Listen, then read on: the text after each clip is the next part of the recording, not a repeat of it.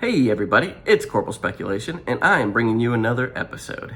This one is going to be a Marine Corps special because it is 10 Novembers, and my Marine Corps did come alive 10 November 1775.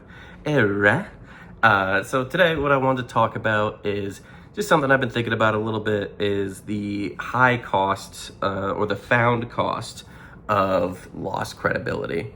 And I think that it is an interesting issue that kind of goes back to being a veteran. And I think as a vet, we have, it's kind of a special place to talk about this because we've seen a lot of movements lose credibility and how that looks.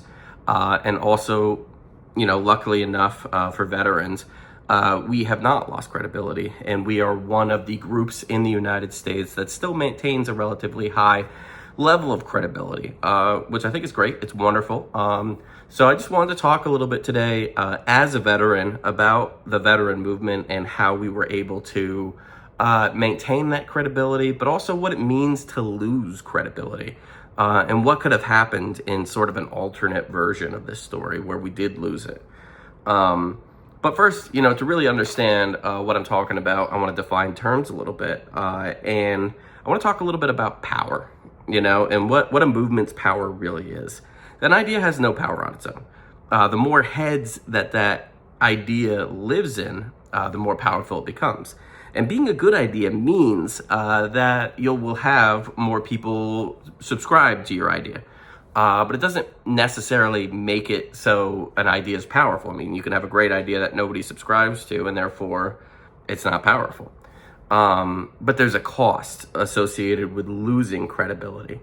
And that is that you empower the equal and opposite to yourself.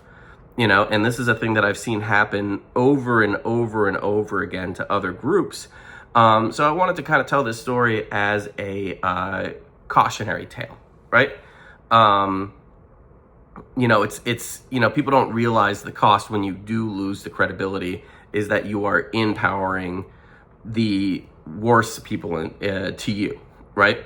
So as a veteran, there are no real anti-veteran movements. I mean, there's a couple out there, but they're very small, they're very marginalized, and just not making a lot of money hating on us. And that's because, for a lot of reasons, I think. We don't circle the bandwagon, we don't take undefendable positions. Lord knows we've taken some black eyes in the media, but it's always bad individuals doing bad things, and there's just no reflex from the community writ large to defend those types of actions. Whatever the actions are, if they're mass casualty events, things of that nature, and veterans have been responsible for that type of stuff. You go to the comment section, and you're just not going to find veterans defending that guy because he's a veteran. And that's the type of thing that I think really helps maintain credibility. But also, we just don't let anybody speak for us, You're going to have a really tough time getting it to stick if you want to make the point, a political point, that a candidate doesn't like veterans. We're kind of like herding cats. The minute that you say, oh, this person hates our vets, there's going to be 8 veterans in the comment section saying, hey, I'm a veteran, and I love them, and you don't speak for me, so be quiet.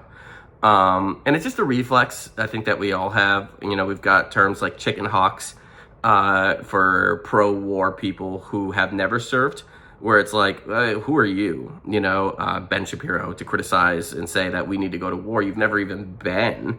It's not a war of self-defense. Obviously, if somebody's invading our country, then anybody can say we should go to war.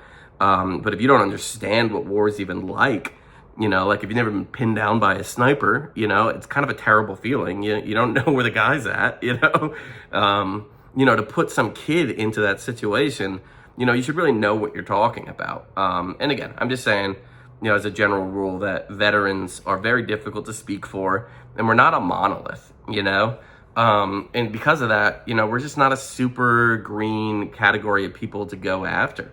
There's just not a lot of market demand for it because we're not really anybody's enemy. We're just kind of doing our own thing. But I wanted to talk, specifically with some wars, but just some examples of what happens when credibility is lost. And with that, the anti-veteran movement, it's not something that we fight. It's our existence here keeps them from, and our credibility keeps them from catching on. It's not like we fight them every day, you know. It's that our credibility is the reason that they don't exist. But if we were to lose our credibility as veterans, you know, we don't even think about it, but we're holding them at bay, and they would have the opportunity to grow into that void that we create by losing our own credibility. You know, so that's why I say you empower the opposite side, and you don't even necessarily know what you're holding at bay. Chances are it's something that you would hate, though, which I think is just kind of an interesting thing that's worth calling out. But like, look at the Christian conservatives, you know, look at what they stood for, and everything that they held back for a long time until the 1970s when they supported the Vietnam War. And then once you support the Vietnam War, you lose that moral high ground. And where does the authority flow? Well, it flows to your equal and opposite. It flows to this hippie movement. It flows to degeneracy. It flows to atheism. You know, look at the movement that was created, not necessarily by the Vietnam War, but by the vacuum in authority that was left by the Christian conservatives, or the Christians in general, because they supported something that they really had no business supporting. And then the exact same thing happened in Iraq.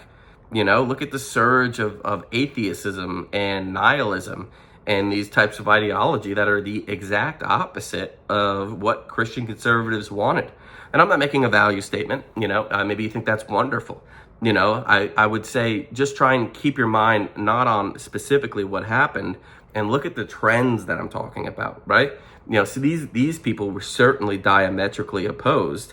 And I don't think that Christian conservatives realize that them losing their credibility would create an opportunity for this sort of militant atheism to catch on in our culture. But it did. You know, and I think that's critical. That's a really important cost to losing your credibility.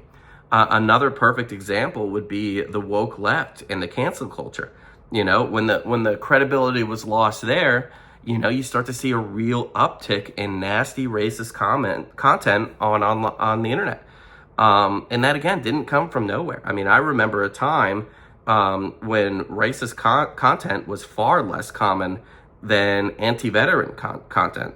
And now I almost see none anti-veteran stuff. But the racism stuff is out there. It's just out there now, you know, and that's what happens when you lose credibility. You didn't even realize you were standing in their way, and that you being the mainstream was holding these types of views at bay.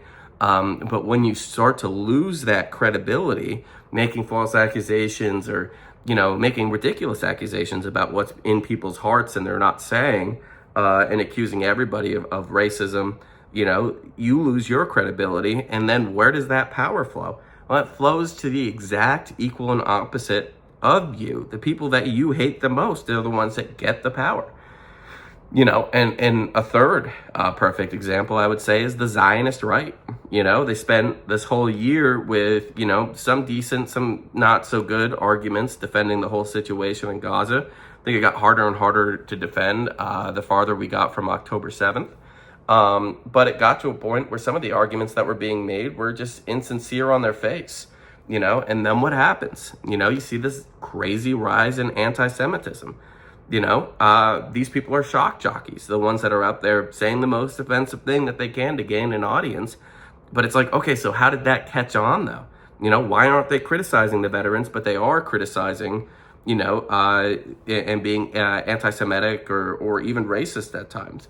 You know, and it's because this is the culture that was created, because every time a movement loses credibility, it's the counterculture, the opposite of that culture, that gains its power, you know? And veterans, like I said, are the exception to that, you know? And that's because nobody really speaks for us. And I'm not speaking for veterans. You know, if this video was to ever blow up and get big enough, Lord knows there'd be 8 veterans in the comment section saying, I'm a veteran, I don't think that you're right, I completely disagree. And that's wonderful. That's the best thing about the movement of veterans, is that we served, you know, some of us fought, and we don't like to be spoken for, you know, and I don't have a great, you know, marching order for this. You know, I just think it's an important thing for us to keep our mind on, is that, you know, the anti-veteran sentiment is out there. And if the culture ever really turned against veterans, there are people, there are arguments, there are things that they could say to bash us.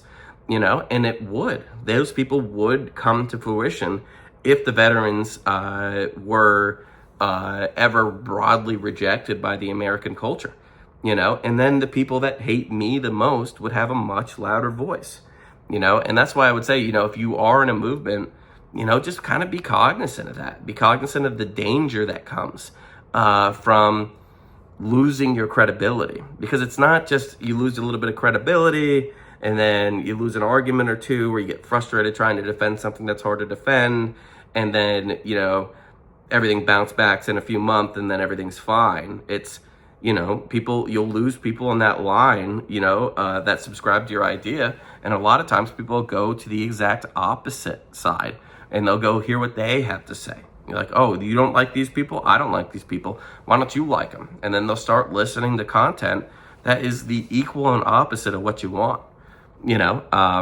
So again, it's not saying that my movement is better than anybody else. My group's better than anybody else. I just think that it was an interesting perspective from a sociology. And you can see how, while other movements' credibility has fallen apart. And again, if you were to poll the people who were part of the movements that constricted, I guarantee that the worst group in their opinion were the ones that gained power, as a direct result. So credibility is a thing that really needs to be cherished, and when we're crafting our arguments and having political conversations, just remember that, that there is a huge cost to losing that credibility. And that cost is your opposite, that person that you dislike the most, will gain in popularity and power, So that's all I got for today. A little kind of a Veterans Day special, a big shout out to any vets that do happen to listen to this. And, throw me a like, throw me a subscribe, throw me a comment. If I got something wrong on this one, as always, I want to hear from you guys. So hit me up, and hope everybody's has a fantastic Marine Corps birthday. Semper Fi.